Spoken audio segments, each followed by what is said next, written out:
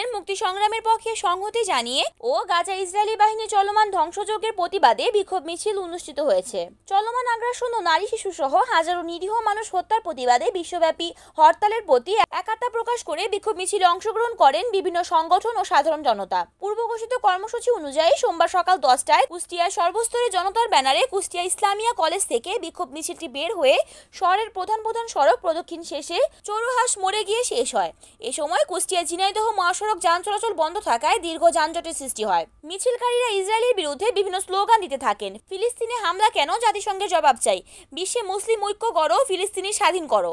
আমরা সবাই নবীর সেনা, ভয় করি না বুলেট বোমা। ইসরায়েলের কালো হাত ভেঙে দাও, ঘুরিয়ে দাও। দুনিয়ার মুসলিম এক হও, লড়াই করো। অনুষ্ঠিত বিক্ষোভ মিছিলে রাজনৈতিক সংগঠন, ছাত্রছাত্রী সহ বিভিন্ন শ্রেণী পেশার মানুষ অংশগ্রহণ করেন। এ সময় মিছিলকারীদের হাতে লেখা বিভিন্ন প্ল্যাকার্ড দেখা যায়। সমাবেশে বক্তব্য রাখেন জেলা বিএনপির সাবেক যুগ্ম সম্পাদক কাজল মজমাদার, ইসলামী আন্দোলন বাংলাদেশ কুষ্টিয়া জেলা শাখার সভাপতি আলহাজ আহমদ আলী, সাধারণ সম্পাদক জিএম তাহিদ আনোয়ার প্রমুখ। ফিলিস্তিনের কাজার যে নির্ভয় হত্যাকাণ্ড চালানো হচ্ছে, এটা আমাদের হৃদয়ে রাখতে পারে না। বিশেষে আমরা মুসলমান আজ থেকে বলতে চাই, এই সারা পৃথিবীর কোন প্রান্তে আমাদের মুসলমান একটি ভাইয়ের জন্য রক্ত না ধরে দিবে। বিশেষে আমরা মুসলমান, আমরা নবীর উম্মত, আমাদের মুসলিম কোন ভাইয়ের রক্তক্ষরণ আমরা আর মেনে নিব না। আমরা তাদেরকে গুনবারে রাখা যাবে না। আমরা তাদেরকে হুঁশিয়ার করে দিতে চাই, যদি এভাবে চলতে থাকে গণহত্যা, তাহলে প্রয়োজনে আমরা আমাদের জীবন দিয়ে এটা প্রতিহত করবো ইনশাআল্লাহ। ফিলিস্তিনের ভাইদের গণহত্যার জন্য আমাদের হৃদয়ে রক্ত ঝরে হচ্ছে। আজকে আমি আপনাদের একটি কথা স্মরণ করে দিতে চাই, ফিলিস্তিনের ইমানের কথা, যদি ফিলিস্তিনের 50,000 সাধারণ জন শহীদ হয়, লক্ষাধিক আহত হয়, লক্ষ লক্ষ মানুষ গৃহহীন হয়, তার মনে আমাদের হৃদয় জাগ্রত না হয়, আর কোন বিষয়ে আমাদের হৃদয় জাগ্রত করবে?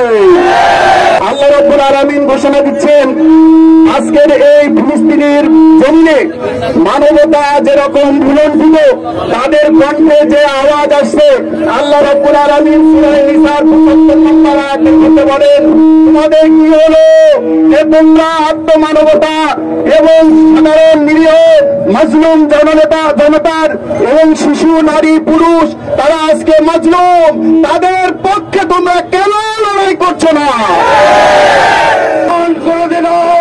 বাঙালি জাতি যেভাবে ঐক্যবদ্ধভাবে আন্দোলন করছে, গোটা বিশ্বের মুসলিমরা যদি ঐক্যবদ্ধভাবে আন্দোলন করে, আমরা বাংলাদেশ থেকে প্রমাণ করে দিয়েছি আমরা ঐক্যবদ্ধভাবে নিরস্ত্র ছিলাম। ইসরায়েল সন্ত্রাসী সন্ত্রাসী, আমার ভাই শহীদ কেন?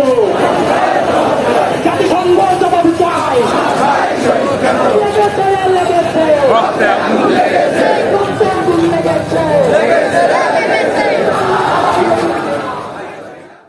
রিপোর্ট করেছেন কুষ্টিয়া প্রতিনিধি মোহাম্মদ মঞ্জুরুল ইসলাম, NAN TV।